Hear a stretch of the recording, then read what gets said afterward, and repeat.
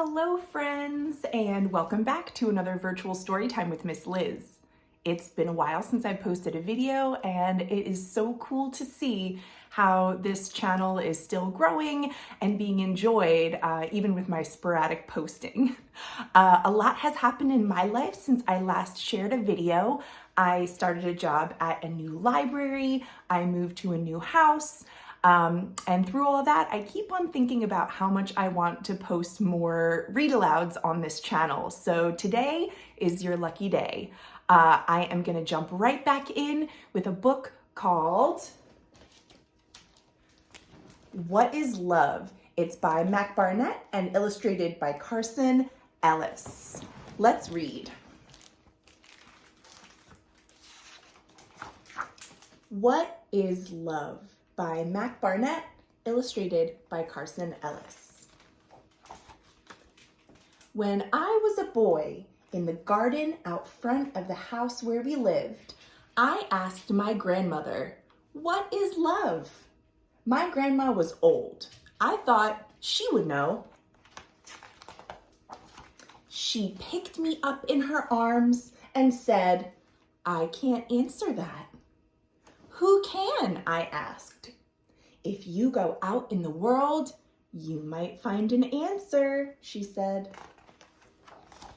So I went. I asked the fisherman, "What is love?" The fisherman smiled. "Love is a fish." "A fish," I said. "It glimmers and splashes just out of reach. And the day you catch it, if you know what you're doing, you give it a kiss and throw it back into the sea. Splash!" "But I don't like fish," I said. "They're slimy and taste bad, and they have creepy eyes." The fisherman sighed. "You do not understand." I asked the actor, "What is love?" The actor smiled. "Love is applause." Applause? It's the hoots of the crowd, the sounds of their hands. You stand in the footlights while they all scream your name. Sometimes they throw flowers. And that moment, you know you exist. You are seen. "But the crowd leaves," I said. "They go home." The actor sighed. "You do not understand." I asked the cat, "What is love?" The cat smiled. "Love is the night." "The night," I said. That sounded all right. But before the cat could explain, a dog chased it away. "Woof, woof, woof." "Wait," I said. "Stop. What is love?" The dog looked back and said, "This." I asked the carpenter, "What is love?" The carpenter smiled. "Love is a house." "A house?" You hammer and saw and arrange all the planks. It wobbles and it creaks and you alter your plans. But in the end, the thing stands and you live in it. I said, "I'm not allowed to use hammers. Once I busted my thumb." "I don't mean a real hammer. I'm not talking about thumbs." "It got busted real bad." The carpenter sighed. "You do not understand." The farmer told me love is a seed.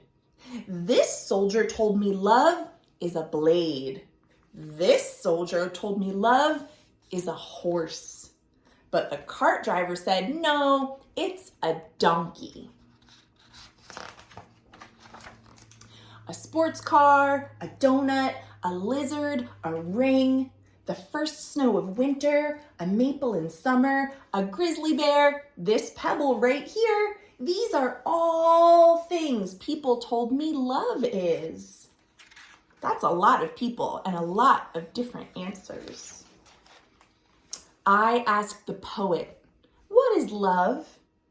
The poet smiled. "Sit down and I'll tell you," he said. "A list so long, it goes on for pages." I didn't have time to listen to that. "Wait," said the poet, "I have not answered your question." "You sure haven't," I said. The poet shouted at me, "You do not understand." And so one day, I returned to the house where we lived. The lights were all on. I smelled dinner cooking. My dog barked gladly at me from a window upstairs. Woof, woof, woof.